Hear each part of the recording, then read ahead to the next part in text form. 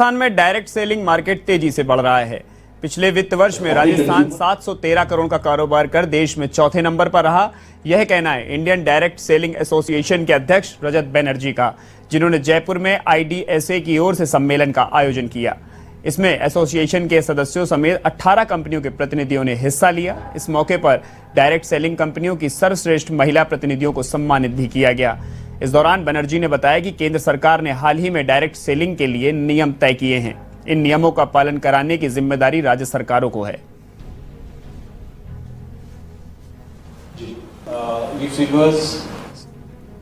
Agenda ऐसा है sir कि हर साल इंडियन डायरेक्ट सेलिंग एसोसिएशन जो एक एनुअल सर्वे करती है, तो वो फिगर्स हम रिलीज करना चाह रहे थे। राजस्थान कैसे पोजीशन है, करीब 700 करोड़ से ऊपर यहाँ पे बिजनेस है डायरेक्ट सेलिंग इंडस्ट्री का, और तकरीबन 105 करोड़ का हम लोग टैक्स जमा करते हैं स्टेट में, और इस टीम में 3.5 लाख लोग जुड़े हुए हैं डायरेक्ट सेलिंग के साथ, जिनमें से 1.5 लाख औरतें हैं। तो ये फिगर्स हम लोग जस्ट शेयर करना चाह रहे थे। सेकेंडली, सेंटर ने डायरेक्ट सेलिंग रूल्स नोटिफाई कर रखे हैं दिसंबर 2021 में, तो स्टेट्स अभी मॉनिटर करेंगे। तो एक तरफ से हम लोग चाह रहे थे कि स्टेट गवर्नमेंट के साथ हम लोग रिप्रेजेंट कर पाएँ कि ये इंडस्ट्री इतनी मजबूत है इस स्टेट में, और मॉनिटरिंग जब किया जाएगा तो can Indian direct selling association be partners to this effort. विषय उज्जवल दिख रहा है।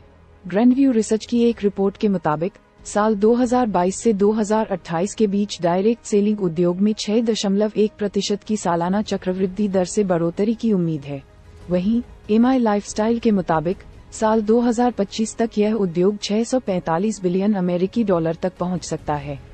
इस उद्योग के बढ़ने से सरकारी राजस्व में भी बढ़ोतरी होगी और साल 2025 तक ये करीब 90 बिलियन रुपए तक पहुंच सकता है। इंडस्ट्री का फ्यूचर क्या है, इस बिजनेस की सच्चाई क्या है, लोग इस बिजनेस के बारे में बताने से क्यों कतराते हैं, लोग इस बिजनेस में काम करना क्यों नहीं चाहते हैं, क्यों डायरेक्ट सेलिंग बिजनेस में इतनी नेगेटिविटी है, क्या है इसकी वजह। डायरेक्ट सेलिंग बिजनेस आने वाले वक्त का सबसे बड़ा बिजनेस है। क्यों? अगर आज आप दूसरी कंट्रीज को देखें, जो कंट्रीज आज डेवलप्ड है, उन सभी कंट्रीज के अंदर डायरेक्ट सेलिंग बिजनेस का बहुत ज़्यादा प्रायोरिटीज दी जाती है, क्योंकि डायरेक्ट सेलिंग बिजनेस लोगों का बिजनेस है, और जब तक दुनिया में लोग रहेंगे तब तक ये बिजनेस चलता रहेगा, क्योंकि ये बिजनेस लोगों पर डिपेंडेड है। जब तक लोग खाते रहेंगे, नहाते रहेंगे, कपड़ा पहनते रहेंगे, तब तक ये बिजनेस आपका चलता रहेगा। अपनी इंडिया में कुछ लोग इसे फंसाने का काम बोलते हैं, और कुछ लोग ये मानते हैं कि जिनके पास करने को कोई काम नहीं होता वे लोग ये काम करते हैं। मैं उन सारे लोगों से सहमत हूँ, क्योंकि उन लोगों के पास अभी तक इस बिजनेस का प्रॉपर नॉलेज नहीं पहुँच पाई है। ये हम लोगों की जिम्मेदारी है कि इतनी पावरफुल और ब्यूटीफुल इंडस्ट्री के बारे में लोगों को समझाएं। दुनिया में कुछ ऐसे भी काम होते हैं जो लोगों को आसानी से समझ में नहीं आते हैं। एक छोटा सा एग्जांपल देता हूं। हम लोग दिन भर फेसबुक, व्हाट्सएप और यूट्यूब कितना यूज़ करते हैं, और इसके लिए आपसे एक भी पैसा नहीं लिया जाता है। तो जरा सोचिए उनकी कमाई कैसे होती होगी, जबकि फेसबुक दुनिया के टॉप 10 बिजनेस में आता है कमाई के मामले में। कुछ लोग सोचते हैं अगर फेसबुक जब हमसे पैसा नहीं लेता है तो कमाता कैसे होगा।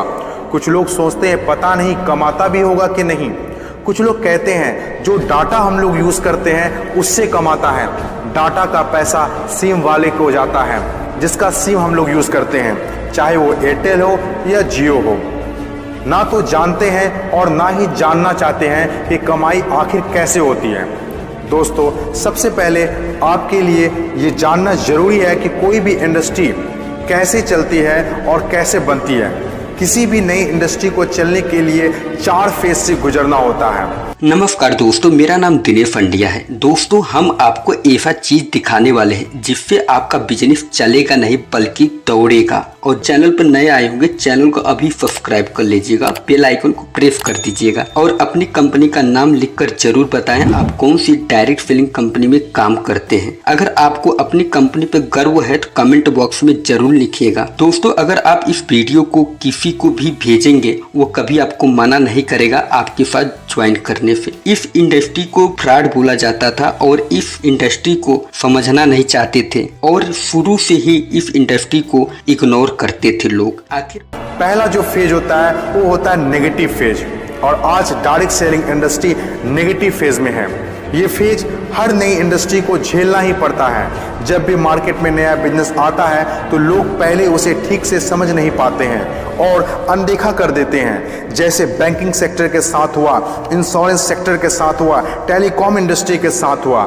पहले ना तो लोग बैंक में पैसा जमा करते थे और ना ही इंश्योरेंस लेते थे, क्योंकि इंडस्ट्री नई थी, लोग डरते थे, किसी पर भरोसा नहीं था। लेकिन आज देखिए, यही इंडस्ट्री है जिसके बिना किसी राज्यों की कल्पना करना असंभव है। जब नई नई प्लास्टिक इंडस्ट्री स्टार्ट हुआ तो 95% लोगों ने इनकार कर दिया, ये कहकर कि यह पॉसिबल नहीं है। लेकिन उस वक्त भी 5% लोगों को विश्वास था और आज वही 5% लोग दुनिया में आगे हैं। आज हर चीज़ प्लास्टिक का है, जग हो या बाल्टी, कुर्सी हो या टेबल, खिलौना हो या फ्रेम, यहाँ तक कि डोर भी अब प्लास्टिक के हैं, जो आज से 20 साल पहले किसी ने सोचा भी नहीं था। आज direct selling business negative phase में है, इसीलिए इतनी सारी नेगेटिविटी है। और जब ये पॉजिटिव फेज की तरफ बढ़ता जा रहा है, नेगेटिव फेज में होने के बावजूद भी इस इंडस्ट्री ने कई लोगों की जिंदगियां बदल दी। दूसरा जो किसी भी इंडस्ट्री को फेस करना होता है वो दूसरा फेज होता है पॉजिटिव फेज। ये वो टाइम होता है जब लोगों का इंडस्ट्री के ऊपर ट्रस्ट बढ़ने लगता है, क्योंकि वे आसपास में रिजल्ट देख रहे होते हैं। और जो लोग उस वक्त डायरेक्ट सेलिंग बिजनेस में दिलचस्पी नहीं दिखा रहे होते हैं, अनदेखा कर रहे होते हैं, वे रिजल्ट देखने के बाद दिलचस्पी लेने लगते हैं और आपका काफिला और बढ़ने लगता है, रिजल्ट और बढ़ने लगता है, दिलचस्पी और भी लोगों में बढ़ने लगती है। जैसे बैंकिंग इंडस्ट्री और इंश्योरेंस इंडस्ट्री के साथ हुआ था। बैंक का वैल्यू, बैंकिंग इंडस्ट्री का वैल्यू तब पता चला होगा लोगों को जब किसी का पैसा घर में सुरक्षित नहीं रहा होगा। इंश्योरेंस के वैल्यू तब लोगों को पता चला होगा जब किसी के एक्सीडेंट होने के बाद उसके घर वाले को पैसा मिला होगा। तीसरी जो किसी भी इंडस्ट्री का फेज होता है वो होता है ग्रोथ फेज। जब एक बार लोगों को इंडस्ट्री पर भरोसा होने लगता है तो उनकी ग्रोथ बहुत तेजी से होने लगती है, क्योंकि ऐसे फेज में लोगों को ज़्यादा समझाने की ज़रूरत नहीं होती है। और जब तक कोई कंपनी ग्रोथ फेज में नहीं आती है तब तक लोग उसके साथ जुड़ना पसंद नहीं करते हैं। और जैसे कंपनी ग्रोथ फेज में एंटर करती है तो लोग उसके साथ ऑटोमेटिक जुड़ना और काम करना स्टार्ट कर देते हैं। चौथी और आखिरी फेज हर इंडस्ट्री को इससे गुजरना ही होता है, कंपटीशन फेज। हर एक इंडस्ट्री के अंदर एक वक्त ऐसा आता है जब कंपटीशन बढ़ने लगता है। इंडस्ट्री और कंपनीज की ग्रोथ को देखकर ज़्यादातर लोग कंपनी के साथ जुड़ना और काम करना शुरू कर देते हैं। ज़्यादातर लोग ज़्यादा प्रॉफिट के चक्कर में कंपटीशन होने लगता है। फिर चाहे कोई सेक्टर हो, बैंकिंग सेक्टर हो, टेलीकॉम सेक्टर हो या ऑनलाइन शॉपिंग हो, आज के टाइम पर हर सेक्टर में हाई लेवल कंपटीशन है। ये टाइम हम सब के लिए बेस्ट टाइम है इस इंडस्ट्री को जानने के लिए, समझने के लिए और इसे करने के लिए। According to FICCI, direct selling industry का मार्केट साइज 6000 करोड़ आंका गया है। आज तक जितना हुआ है उसको देखते हुए फिक्की ने डिक्लेयर किया है कि डायरेक्ट सेलिंग बिजनेस 2020 से 25 तक 645 अरब तक की हो जाएगी। आपको इस बात को जानना बहुत जरूरी है कि अमेरिका, ऑस्ट्रेलिया, चीन, जापान, कोरिया और सिंगापुर जैसे बहुत बड़ी बड़ी डेवलप कंट्रीज ने डायरेक्ट सेलिंग बिजनेस को बहुत हद तक अपना लिया है और वहाँ के सिटीजन भी बहुत जागरूक हैं। बदलाव के बिना तरक्की नहीं की जा सकती है और जो लोग अपने सोचने का तरीका नहीं बदल पाते हैं वे लोग अपनी ज़िंदगी में कुछ भी नहीं बदल पाते हैं। नोकिया, कोडेक जैसी बड़ी बड़ी कंपनियां चलाने वाले लोग भी अपने सोचने का तरीका नहीं बदल पाए, इसीलिए अपनी शानदार शुरुआत के बाद भी वो वक्त के साथ इतिहास के हिस्सा बन गए। इन तमाम बातों में से मैं एक बात बताना चाहता हूँ, बदलाव ही प्रकृति का नियम है। बदलना तो तय है, जो वक्त से पहले बदल गया उनकी ज़िंदगी बदल गई, और जिसे वक्त ने बदल दिया उनकी भी ज़िंदगी बदल गई। फ़र्क साफ है, अगर वक्त के साथ बदल गए तो ठीक, वरना वक्त ने बदला तो बहुत तकलीफ होगी। मेरा ये चैनल सब्सक्राइब करें और मेरे हर अपडेट आपको मिले, इसके लिए बेल आइकन जरूर दबाइएगा। आप सभी को मेरी ढेर सारी शुभकामनाएं।